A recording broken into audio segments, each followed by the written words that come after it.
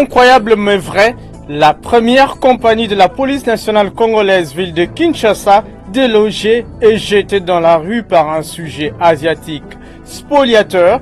Et pour cause, cet immeuble situé sur l'avenue du Marché dans la commune de la Gombe, appartenant à l'État congolais depuis l'époque coloniale, serait devenu la propriété privée d'un compatriote qui l'aurait vendu à ses Libanais. Vous suivrez dans cette émission une enquête exclusive de l'agence Galaxy Media sur cette affaire. Après plusieurs décennies, un chef du gouvernement a visité les installations de la DGDA. Sylvestre Ilunga Ilunkamba est allé s'enquérir des conditions de mobilisation des recettes dans cette régie financière qui mobilise près de 40% des recettes globales de l'État. À l'issue de cette visite, le Premier ministre s'est engagé à accompagner la douane congolaise dans la mobilisation des recettes douanières. Les développements de ces titres et tant d'autres dans cette émission Fiscalité et Développement que vous présente Patience Vumilia Bokole Tamboué. Agence Galaxy Media, la passion de développer la RDC. Mois de mars, mois consacré aux activités liées à la défense de droits de femmes, axé cette année sur le thème « Je suis de la génération égalité pour le droit de femmes et un futur égalitaire ». Mesdames et messieurs, bienvenue à cette nouvelle édition du magazine Fiscalité et Développement, la grand-messe des finances publiques en République démocratique du Congo. Incroyable mais vrai, le réseau des spoliateurs des terrains et immeubles de l'État, connu sous le nom d'Ezui vient encore de frapper l'immeuble de la police nationale congolaise situé sur l'avenue du Marché et une fois de plus vendu à un expatrié. Ce dernier a déjà amorcé des démarches pour délocaliser les policiers qui y travaillent pour le jeter presque dans la rue.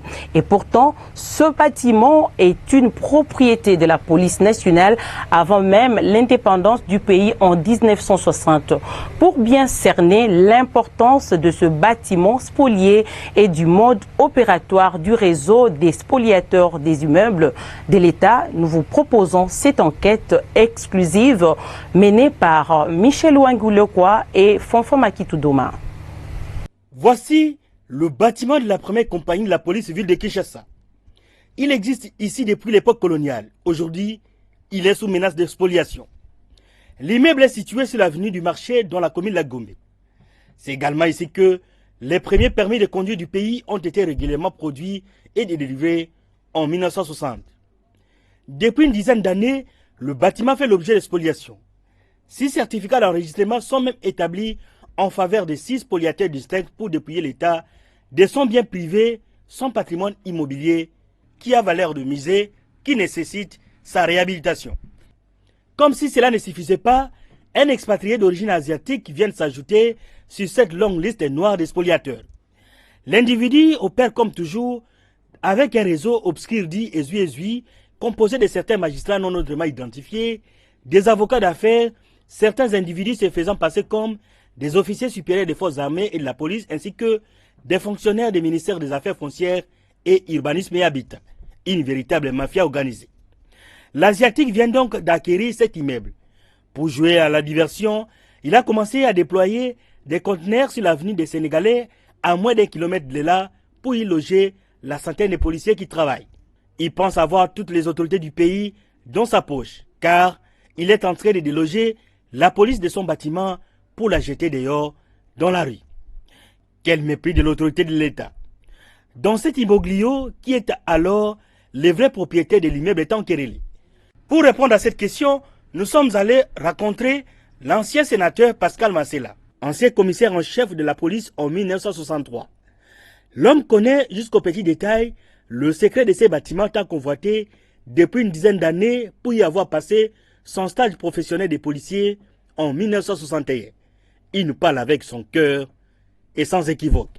Je n'étais pas simplement sénateur, j'étais commissaire du peuple. En quittant la police, j'étais affecté à l'auditorat général. De l'auditorat général, j'étais muté aux anciens combattants. Je suis le tout premier secrétaire général aux anciens combattants. D'abord, directeur urbain de la ville de Kinshasa, directeur urbain des anciens combattants. J'étais muté de la défense, parce qu'à ce moment-là, le ministre de la Défense était le chef de l'État lui-même. Depuis 60, cette maison était toujours la maison de la police. Même lorsque j'ai quitté la police territoriale, et puis la police était devenue nationale, je suis allé à la police minière, et cette maison était là. Il y a des collègues qui travaillaient toujours là-bas. Depuis que je suis là, ça a toujours été à la police. C'est maintenant, ce jour ici, après l'arrivée de l'Abdel, que j'entends qu'on a acheté ça. Si quelqu'un dit qu'il a acheté, je ne sais pas comment, parce que vous êtes, je ne sais pas, 3e ou 4e personne qui vient me voir, mais moi, je connais cet immeuble-là, c'est l'immeuble de la police. Notre interlocuteur révèle qu'à son époque, il avait aussi géré les bâtiments de l'État et n'a vendu aucun. C'est lui d'ailleurs qui a instauré les contrôles physiques dans l'armée et a fait preuve de transparence et de bonne gouvernance. La maison des anciens combattants qui était là, tout ça c'est moi qui gérais. Même la cité des anciens combattants là, c'est moi qui gérais. Mais je n'ai jamais eu même une parcelle là-bas. Et quand on doit vous parler de contrôle physique, la première personne qui a fait le contrôle physique, c'était moi. Ici. Et chaque fois lorsqu'on payait, il y a de l'argent qui est resté. Le premier mois, je suis allé remettre aux finances 15 mal d'argent.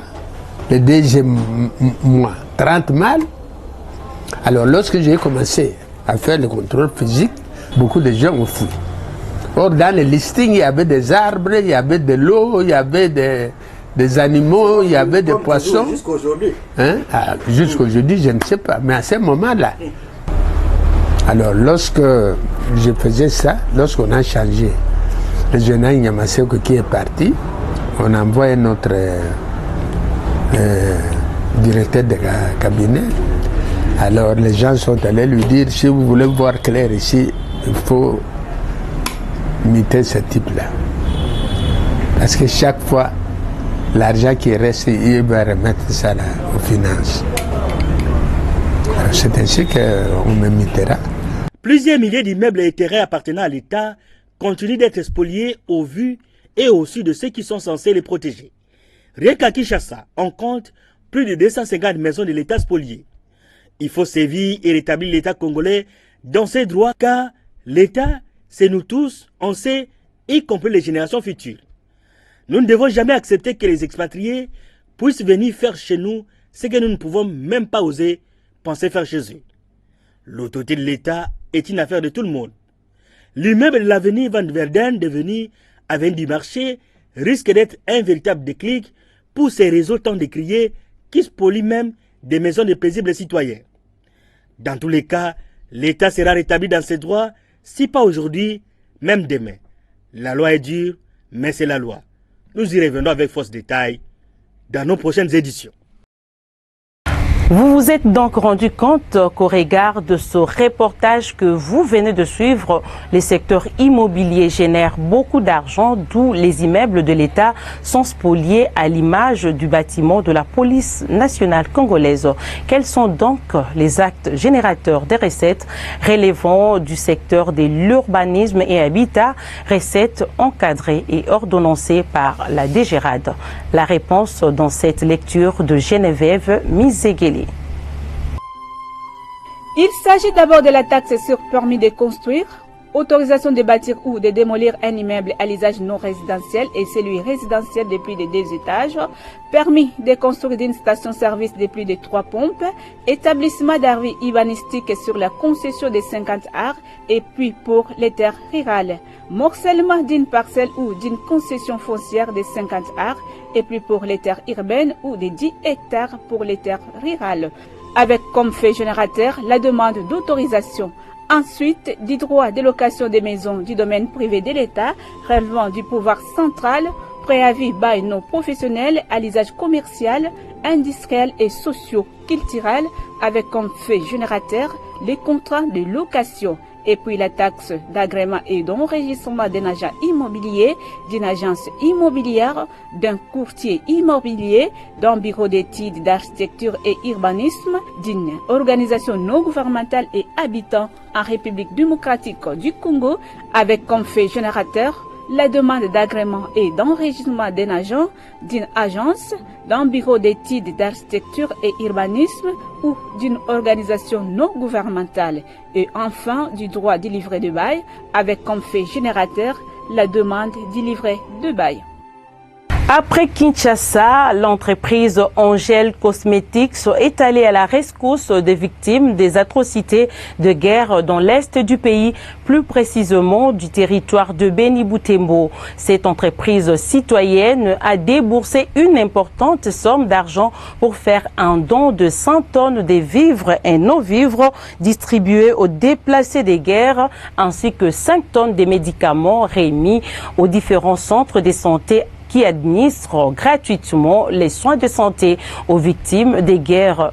Une forte délégation d'Angel Cosmetics conduite par Jérôme Sekana, directeur général de l'agence Galaxy Media, agence conseil en communication d'Angel Cosmetics, a séjourné du 23 février au 1er mars 2020 dans cette partie du pays. Suivez. Aussitôt arrivé à Butembo, dans la province du Nord Kivu, la délégation d'Angel Cosmetics, conduite par Jérôme Sikana Penepapa, directeur général de l'agence Galaxy Media, est allée présenter ses civilités au maire de la ville de Butembo, Sylvain Mboussa Kanyamanda. Jérôme Sekana a, au nom d'Angel Cosmetics, transmis le message de compassion aux victimes des atrocités avant d'expliquer au numéro 1 de Butembo l'objectif de la mission. Touché par cette générosité de la société Angel Cosmetics, le maire de Butembo a exprimé sa gratitude pour avoir pensé à ses compatriotes en souffrance. Ce, avant d'expliquer l'origine de ces atrocités et les efforts consentis par le gouvernement central pour rétablir la paix dans cette partie du pays. Nous sommes à la cathédrale de Butembo. Les déplacés des guerres, privés parfois des nourritures, sont venus par milliers pour recevoir ce qu'ils appellent la manne tombée du ciel.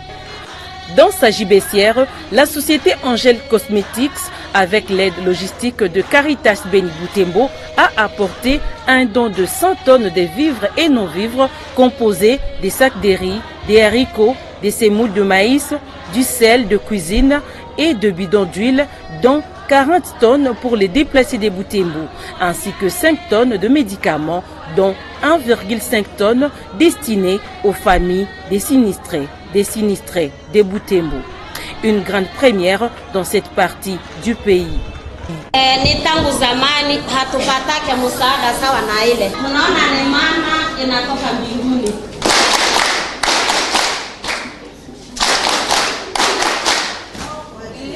Malgré la joie manifestée, ce qu'ils ont enduré dans leur village reste affreux. Des témoignages poignants, des exactions commises ont fait de la chair des poules. Banaru balinibebaka njo nikamaliza kule miezi 7 njo banakulishaka watu kule mandizi na manyama za watu wanakuwa nakula vile banabebeshaka watu sana mtu anabebaka 100 kilo ya mchele wala maharagi na makakao mnakuwa nazitengeneza kule, ile ndio makazi za kule. Ile sije vita kwa takata watu lianja pale Mbelu, bali katakata pale watu wakakuja kuchoma manyumba yetu pale. Batabeba na watu wengine wale nabo kupori. Paka leo tuko na tangatanga mgini ya Beni. Tunalala sawa umbwa. Tunakula sijui niseme nini. Hatuna chungu, hatuna sahani, hatuna chochote. Tunaishi tu vile kwa neema ya Mungu. Na ikiwa wakati tunafika hapa tunasema badi ni ndoto kwe ni nini badi, maana inatoka mbinguni na shuka hapa chini ya jua. Basi Baba, tunasema asanti kwenu, asanti kwa ile bigundi yote ambayo unaisema hapa, na sisi tunafurahi kama vile wakimbizi. Touché par ces témoignages, Jérôme Sekana Penepapa a, au nom d'Angèle Cosmétique, apporté un message de paix et de réconfort à cette population meurtrie. Chakula, dawa, si kitu hapana. Kia lazima ni amani. Na sauti kubwa tunakuya nayo hapa ya kwanza ni kuwapa mkono wa pole. Pole kabisa wa baba, pole wa mama, pole vijana. Tuko na kilio pamoja na nyie. Tunavaa ile kilio sababu kuna wayatima wanabakia hapa, wajani, kuna watoto baba hawiko, mama alikufa, nyinyi wote tunawapa mkono wa pole. Na tunasema hivi, msipumbazike moyo. Tunajua kama hata kama tukawapa hii si kitu hapana. Nyinyi mnajua kujikamatia, mnajua kulima, mnajua kujitafutia. Kitu kubwa mnayo shida ni amani. Sababu kama mko na amani, mtajua namna gani ya kujikamatia. La remise officielle des vivres et des non-vivres aux déplacés des guerres a été faite par le maire de Butembo, Sylvain Moussa Kanyamanda, à la grande satisfaction des bénéficiaires. Il a remercié Angèle Cosmétique pour cette œuvre caritative qui vient soulager un tant soit peu la souffrance de cette population. Bien que nous attendons la paix d'urgence revenir, mais les bénéficiaires doivent aussi survivre. Or, les moyens, il n'y en a pas toujours. Lorsqu'on a des bonnes volontés qui voudraient venir vers eux, nous devons recevoir là, ça, et nous devons les accompagner pour que ces peuples meurtris, ces peuples déplacés, puissent passer encore un jour de plus afin de survivre, parce qu'ils ont l'espoir qu'ils vont revenir, ils vont retourner chez eux bientôt. On n'a jamais été à l'aise hors de chez soi. Conscient de l'état de santé des victimes des atrocités, Angèle Cosmétique a également fait un don de près de 2 tonnes de médicaments aux 3 structures sanitaires des Butembo qui administrent le soin de santé gratuit aux déplacés de guerre. La délégation est allée tour à tour au centre de santé Tulizeni, Mama Rose et Bwana Maïka. Les uns et les autres ont dit tout simplement merci à Angèle Cosmétique pour cet appui. En tout cas, nous disons merci à Angèle Cosmétique. Vraiment, nous sommes très contentes de recevoir ça, puisque c'est la toute première fois qu'on reçoit un don pareil pour les déplacés. C'est vraiment avec grande joie que nous recevons de la part de Angèle Cosmétique tous ces produits pharmaceutiques qui viennent, je peux dire, étancher notre soif. Nous avions déjà commencé à prendre en charge les déplacés. À un moment donné, on était à court de produits et on avait arrêté. Aujourd'hui, nous allons reprendre avec beaucoup de courage et soyez sûrs que nous allons respecter votre intention. Après Butembo, la délégation s'est dirigée vers Beni pour la poursuite des distributions des dons d'Angèle Cosmétique aux déplacés des guerres. Ici est de rappeler que les territoires de Beni-Butembo comptent à ce jour des milliers de déplacés des guerres suite aux atrocités commises par les ADF Nalu et autres groupes armés non identifiés. Retour à Kinshasa. La loi des finances 2020 est ambitieuse, mais il faut mobiliser toutes les énergies pour atteindre les objectifs. Ce sont les mots du Premier ministre Sylvestre Ilunga Ilunkamba prononcés lors de sa visite de travail jeudi 5 mars dernier à la Direction générale des douanes et accises DGDA. Le gouvernement compte beaucoup sur la douane congolaise dont la mobilisation des ressources nécessaires, mais il y a des préalables à respecter scrupuleusement pour permettre à cette régie financière de répondre positivement aux attentes de l'exécutif national. Didi Mavambunombolo Pepe et Fanfa Makitoudoma. C'est une visite historique que la douane congolaise vient d'enregistrer en ce jour du jeudi 5 mars 2020. 9h35, arrivée du Premier ministre au siège de la Direction générale des douanes et accises, DGDA. Sylvestre Ilunga Ilunkamba est accueilli par le directeur général adjoint de la DGDA, Jean-Baptiste Nkongolo Kabila Mouchi, avant de recevoir les honneurs de la brigade douanière. Puis, poignée de main entre le chef du gouvernement et le directeur général de la DGDA, Deo Rugwiza Magera. Les deux personnalités se connaissent bien depuis l'époque où ils étaient étudiants ensemble à l'université de Kinshasa. Quelques rappels des souvenirs du passé. Vient ensuite cette séance de travail entre le patron de l'exécutif national et le haut responsable de la douane congolaise. La loi des finances 2020, c'est une loi très ambitieuse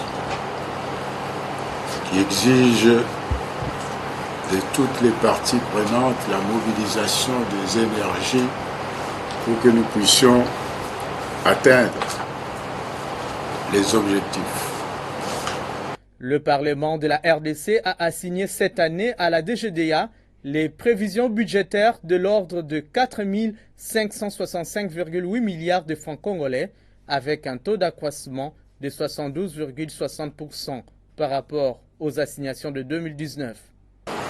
Au regard de leur niveau élevé, la réalisation de ces assignations sera directement proportionnelle au niveau général de l'activité économique qui sera observé dans le pays au cours de l'exercice, car comme on le sait si bien, les recettes des douanes et accises sont tributaires de la structure tarifaire et d'un certain nombre de facteurs qui échappent à l'emprise de la douane, à savoir notamment le volume et la valeur des marchandises importées soumises au paiement des droits et taxes, la hauteur des exonérations et autres allègements fiscaux accordés, la production nationale des produits destinés à l'exportation ou à la consommation locale est soumise respectivement au paiement des droits et taxes à l'exportation et aux droits d'accise à l'intérieur. L'appui total et inconditionnel du gouvernement s'avère très déterminant pour l'obtention de résultats escomptés dans un contexte où il existe encore beaucoup de facteurs qui dérangent les efforts de mobilisation des recettes douanières. D'où l'urgence s'impose pour la réalisation des préalables traditionnels devant permettre à cette régie financière d'atteindre, voire dépasser les assignations de 2020. L'appui total et inconditionnel du gouvernement sera donc très déterminant pour l'obtention des résultats ainsi escomptés, lequel appui est attendu aussi bien dans la mise à disposition des ressources que dans la réalisation des préalables ci-après. 1. L'imposition des articles et ouvrages en matière plastique, conformément aux dispositions de l'ordonnance et loi numéro 18/002 du 13 mars 2018 portant code des douanes. Le marquage et la traçabilité des produits soumis aux droits d'accise. La poursuite de l'implantation des bureaux de douane dans tous les postes à travers le territoire en vue d'en assurer la couverture nationale. La construction et la modernisation des infrastructures douanières en vue d'une bonne prise en charge et sécurisation des marchandises.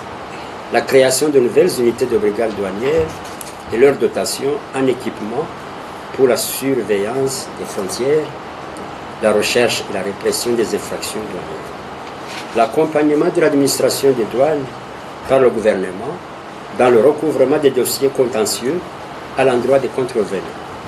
La lutte contre la contrebande par l'implication des autres services étatiques, dont ceux de la sécurité, l'armée et la police. La suppression de la pratique des compensations, autre que celle prévue par la loi douanière. La suppression de l'octroi des exonérations dérogatoires et celles accordées au gouvernement et aux institutions étatiques conformément à l'article 4 du Code des douanes. Le respect strict de l'ordre opérationnel aux frontières. Le relèvement des droits d'accise pour les véhicules à 10%. Relèvement à 10%. La stricte application des prescrits du point 3 de l'article 25 du Code des accises qui dispose que le prix moyen frontière fiscale ne peut jamais être inférieur ou égal à 0.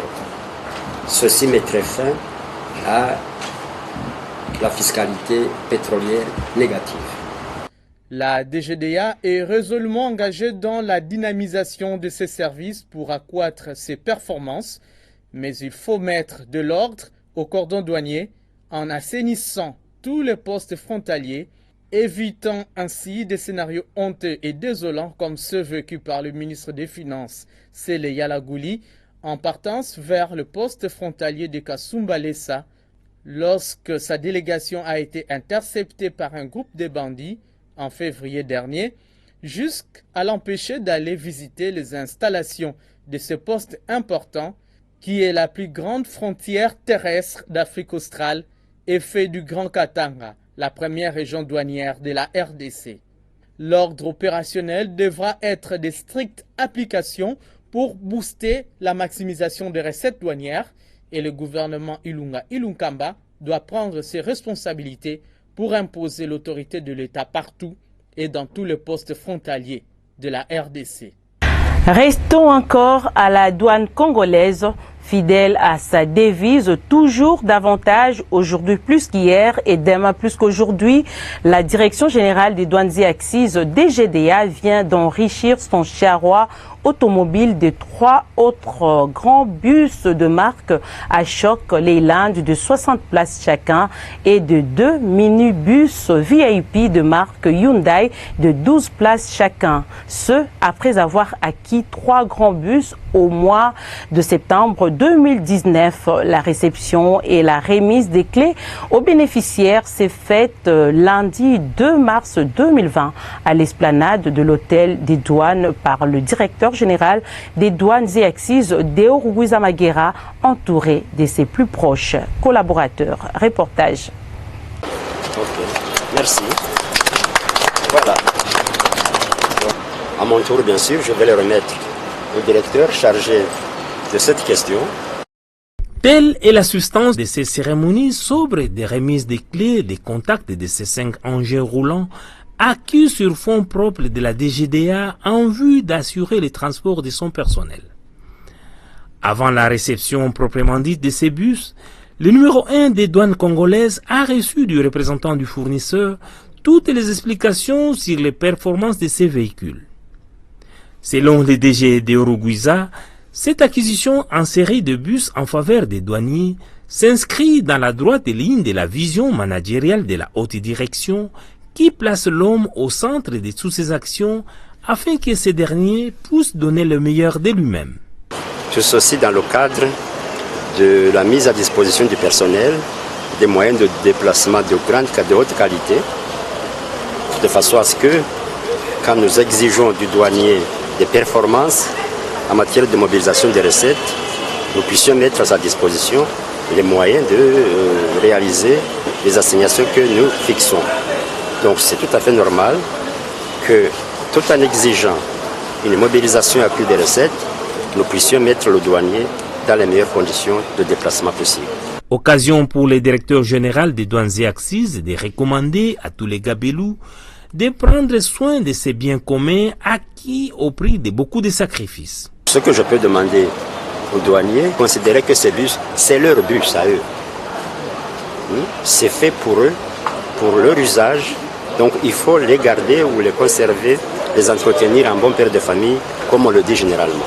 Pour se rassurer que ces bus répondent aux normes édictées en la matière et va offrir aux douaniers congolais les conforts nécessaires qui va impacter son travail, Deo Rugwizamagera et sa suite ont pris place à bord avant de faire la ronde des quelques avenues de la commune de la Gombe.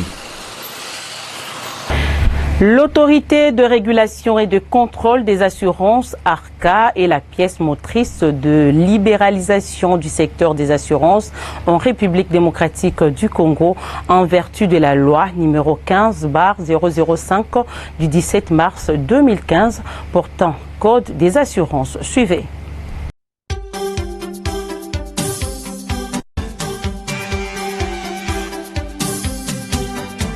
Bonjour. Aujourd'hui, je vais vous parler de la libéralisation du secteur des assurances en RDC. L'assurance est un moyen de se protéger contre les risques de la vie. Elle consiste à payer un montant auprès d'une société d'assurance afin qu'elle puisse nous indemniser entièrement ou partiellement en cas de sinistre. En RDC, L'histoire des assurances remonte à avant l'indépendance. À cette époque, plus d'une compagnie étrangère d'assurance opérait sur le territoire national. C'est en 1966 que fut proclamée la nationalisation du secteur des assurances par la création de la Société nationale d'assurance SONAS en sigle, qui était la seule société autorisée à opérer dans le pays.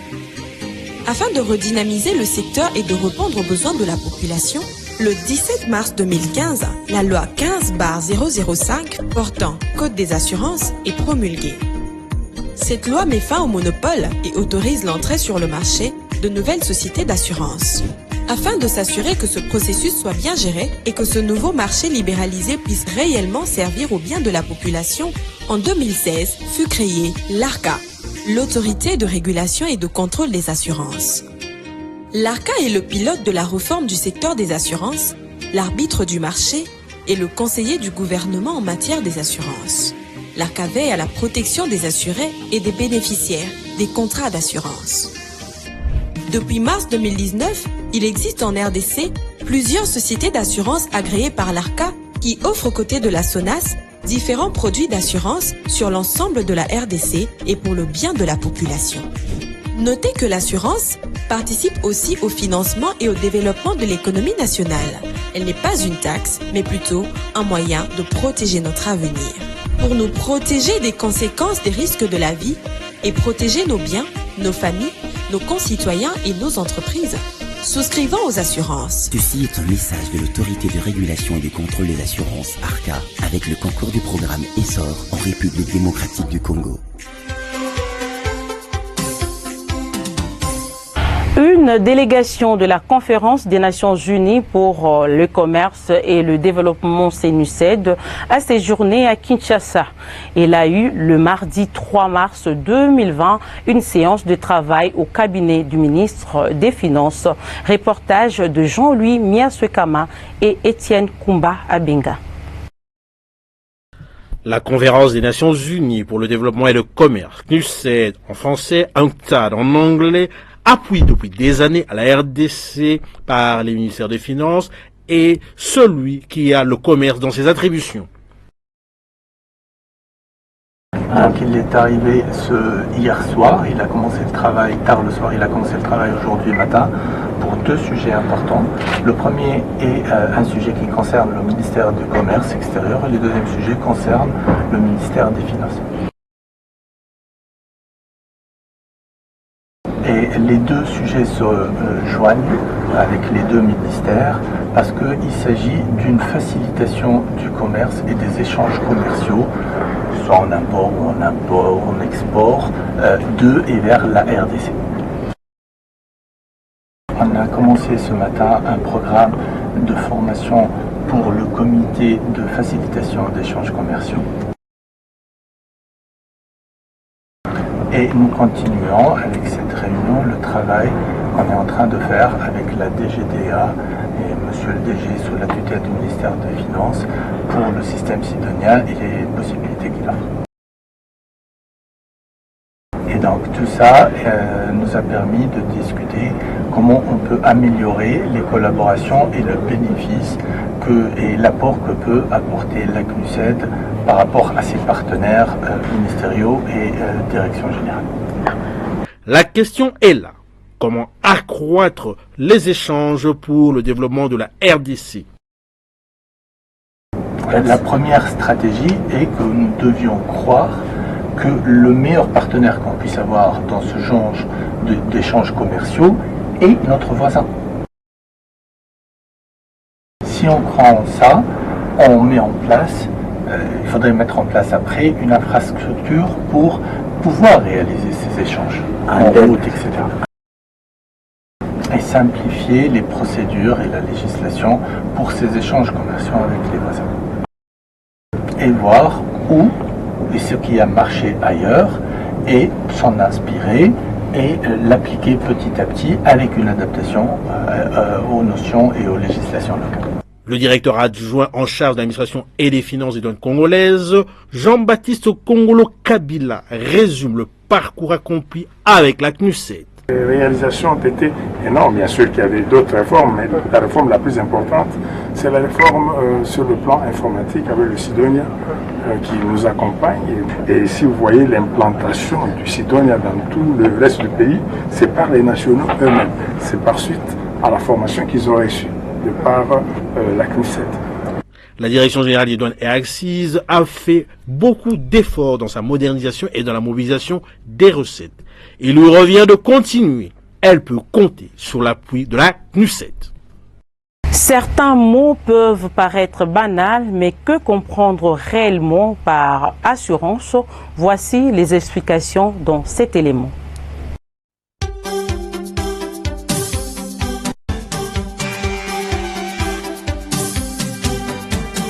Bonjour, aujourd'hui je vais vous parler de l'assurance. L'assurance est un moyen de se protéger contre les risques de la vie.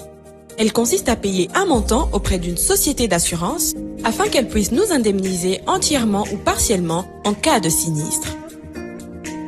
Il existe donc deux catégories d'assurance. La première catégorie est celle des assurances des dommages.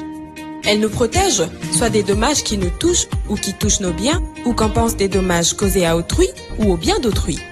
Par exemple, un incendie à la maison, un cas de vol de marchandises, un cas de maladie, un enfant blessé sur le chemin de l'école, ou encore quand notre véhicule connaît un accident.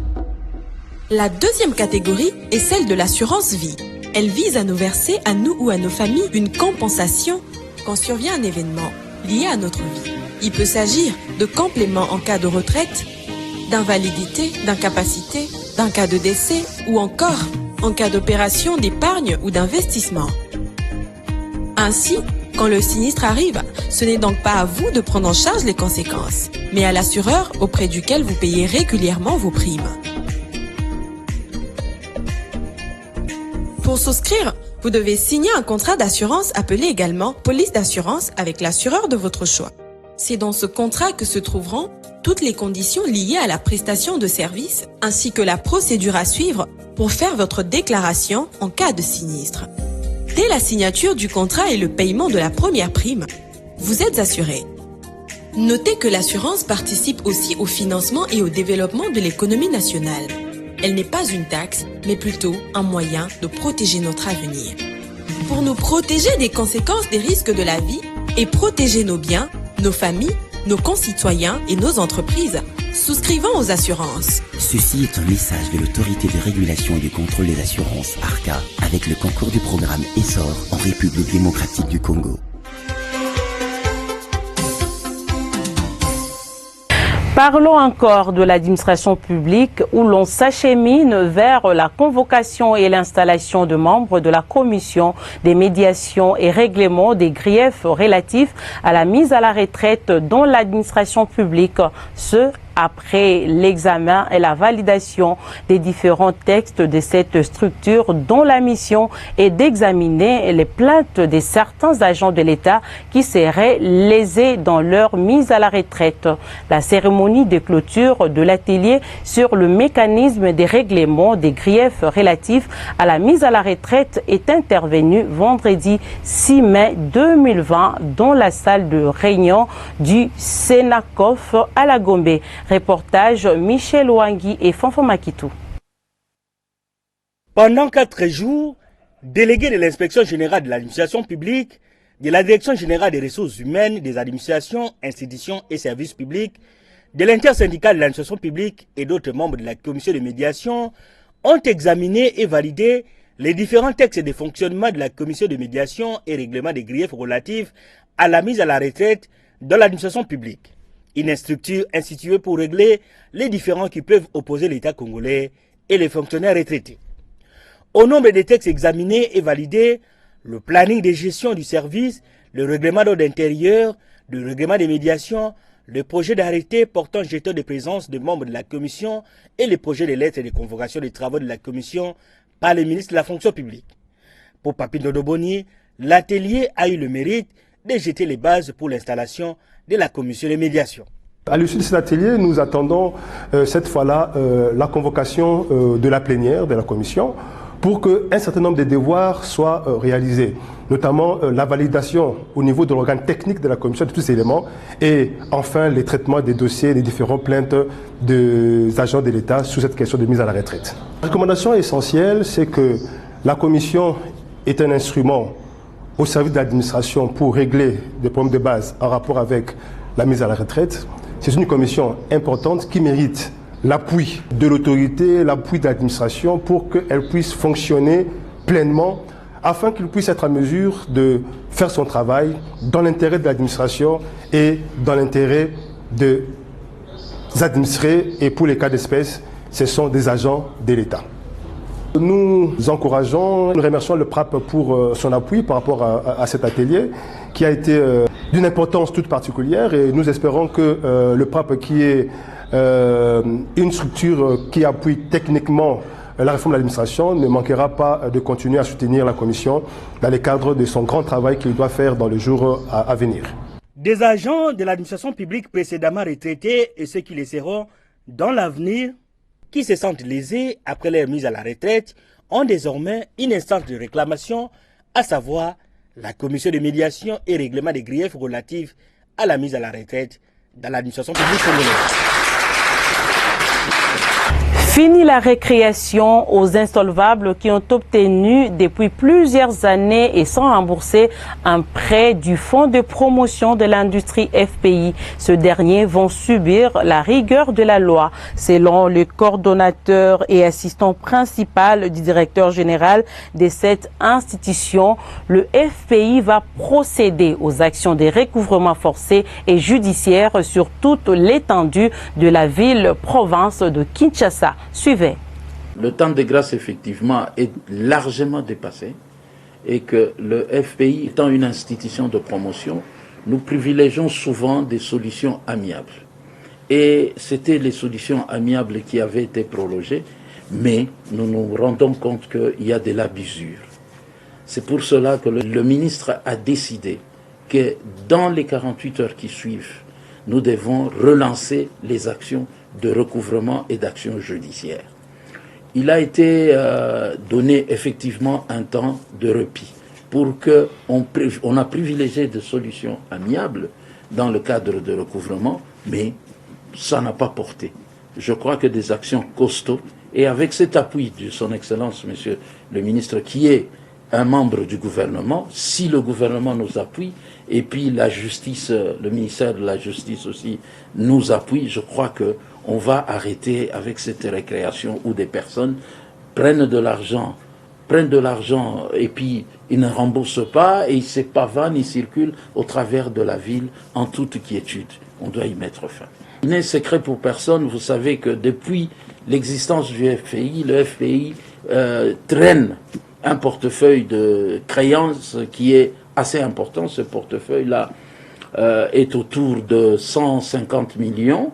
Et vous le savez, que ce soit les rapports parlementaires ou toutes les situations et toutes les enquêtes, on a ce bagage-là qui nous poursuit. Nous devons nous battre pour le réduire. Aujourd'hui, principalement et précisément, il y a un certain nombre de dossiers autour, je pense, de 99 dossiers ont été financés il y a 4 ou 5 ans, mais ces dossiers soit n'ont pas été réalisés, soit les gens ne remboursent pas, soit les personnes tentent d'échapper au FPI et disparaissent. C'est un montant autour de 72 millions de dollars et nous nous mettons sur ces personnes-là. Je pense que vous allez sentir au travers la ville. Et là, nous recourons au gouvernement, qui est l'État propriétaire, ainsi que le ministère de la Justice, pour nous aider et que certaines personnes n'échappent pas et qu'ils ne soient pas couverts par des trafics d'influence, par telles attitudes, que le FBI ainsi que la justice se mettent au travers de leur passage pour récupérer tout ce qu'ils doivent à l'État congolais à travers notre institution de financement. Donc je ne peux pas vous donner les détails comme vous avez voulu sur les personnes ou les listes. Nous sommes une institution de financement, donc nous avons un devoir de retenue, et qu'il ne faudrait pas qu'aujourd'hui je vous dise qui, nous allons commencer par qui, et puis sur toutes ces stratégies ne peuvent pas être livrées à la presse, je ne peux pas vous les livrer. Nous ne voulons pas d'effets d'annonce, vous allez voir des effets. Vous êtes expert en matière d'investigation, vous la presse. Vous allez courir à travers les cours et tribunaux et autres institutions, vous allez connaître les personnes, mais ce ne sera pas le FPI qui vous donnera aujourd'hui les noms ni la stratégie qu'il va adopter pour procéder au recouvrement forcé de toutes ces créances. Le Conseil économique et social et le Conseil de la République. L'institution émet des avis dans les secteurs économiques et social.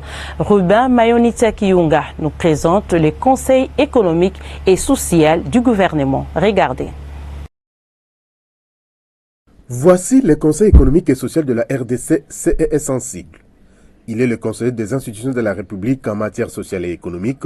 Il promeut à la fois le développement économique et social du pays. Conformément à ses articles 208 à 210 de la Constitution du 18 février 2006 tel qu'est modifié et complété à ce jour, le Conseil économique et social a été matérialisé par la loi organique numéro 013/027 du 30 octobre 2013 portant son organisation et son fonctionnement et par l'ordonnance numéro 14/065 du 20 septembre 2014 portant investiture de ses membres. Le 16 décembre 2014, le Conseil économique et social a connu sa session inaugurale à la Cité de l'Union africaine dans la commune d'Engalima. L'institution tient 2 sessions par année, soit du 1er avril au 1er juin et du 1er octobre au 1er décembre. À la demande du président du Conseil ou de 2/3 de ses membres, du président de la République, de l'Assemblée nationale, du Sénat ou du gouvernement, le CES peut convoquer une session extraordinaire sur un ordre du jour bien déterminé dont la durée est de 30 jours. De par ses missions, le Conseil économique et social analyse la conjoncture économique et sociale du pays, assure le suivi de la politique économique et sociale nationale, provinciale et internationale, ainsi que les répercussions sur la vie des Congolais. Il contribue à l'information des citoyens sur l'évolution de la situation économique et sociale, donne son avis sur les orientations générales de l'économie nationale, formule des propositions dans le domaine économique et social, favorise la coopération entre les partenaires économiques et sociaux et contribue à l'élaboration d'une charte sociale. Le CES est également chargé de publier un rapport annuel, collecter et constituer une banque de données sur la situation économique et sociale. C'est ici le lieu pour le président de la République, Félix-Antoine Tshisekedi Tshilombo, de prendre en compte les avis émis par le CES pour le bien-être économique et social de la population congolaise. Le Conseil économique et social comprend 68 membres désignés par chaque catégorie socio-professionnelle, selon les textes les régissant pour un mandat de 5 ans renouvelable. Cette désignation tient compte de l'expertise dans des matières qui concourent efficacement au développement économique et social et de la représentation de la femme.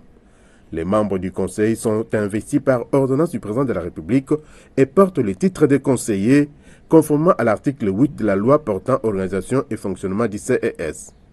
Étant une assemblée consultative, le CES-RDC est organisé autour de 3 organes, à savoir l'Assemblée générale, organe suprême, le bureau, organe exécutif comprenant 7 membres, y compris 7 commissions, organes techniques permanents chargés d'examiner les questions relevant de leurs attributions. C'est Jean-Pierre Kiwakana Kimayala qui préside aux destinées du CES. Sur le plan national, le Conseil économique et social entretient de bons rapports avec les partenaires sociaux et économiques, mêmement avec les partenaires externes dont l'Union des conseils économiques et sociaux d'Afrique, l'Union des conseils économiques et sociaux et institutions similaires des États et gouvernements membres de la francophonie, ainsi que l'Association internationale des conseils économiques et sociaux et institutions similaires. Au cours de ces 5 dernières années et pendant la première mandature, sous le mandat de l'actuelle équipe dirigeante avec à sa tête le président Jean-Pierre Kiwakana Kimayala, le Conseil économique et social a battu son propre record en termes de plénières, avis consultatifs et séances académiques, ainsi qu'une session extraordinaire. Le mérite de Jean-Pierre Kiwakana est d'avoir remis sur l'orbite le Conseil économique et social depuis son avènement aux commandes de l'institution. Baisse généralisée des cours de principales matières premières sur le marché international, à l'exception de l'or qui est en hausse de 0,16% et du cobalt qui est stable à 0,0% au deuxième fixing du samedi 7 mars 2020. Ruben Mayoni, Takiyunga. C'est une dégringolade généralisée qui frappe les cours de principales matières premières sur le marché international. Pour la première fois de son histoire, le baril de l'or noir a perdu 9,12% de sa valeur à Londres, se vendant à 45,56 $ américains et 9,72% de baisse également à 41,62 $ américains le baril à New York. Côté produits miniers, les prix de la tonne du métal rouge s'est négocié à 5 729 $ américains, en baisse de 0,0%. Stabilité par contre pour la tonne du cobalt qui a terminé la semaine à 33 000 points et hausse de 0,16% pour la tonne du métal jaune qui s'est vendue à 1670,80 $ américains. Tous les produits agricoles sont au rouge.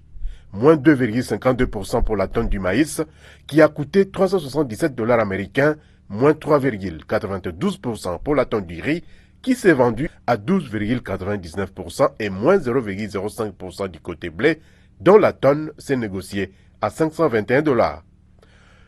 La tonne du café a fortement baissé de 9,29% à 107 $ américains, baisse également de 2,48% pour la tonne du cacao qui s'est vendue à 2561 $ américains et enfin, le coton a bouclé la semaine en baisse de 0,30% à 63 $ américains la tonne.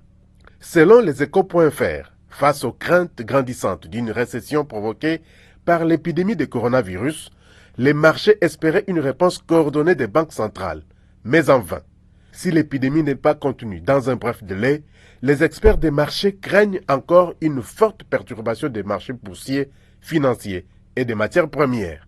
Mesdames et messieurs, avant de boucler complètement cette édition de Fiscalité et Développement, nous venons de l'apprendre. Les assemblées annuelles du printemps du Fonds monétaire international et de la Banque mondiale prévues à Washington d'ici viennent d'être annulées à cause du haut risque de la contamination au coronavirus. La grand-messe des finances publiques est ainsi dite. Merci à vous qui nous avez suivis depuis Beni et Butembo au Nord Kivu. Excellente suite de programmes sur votre chaîne.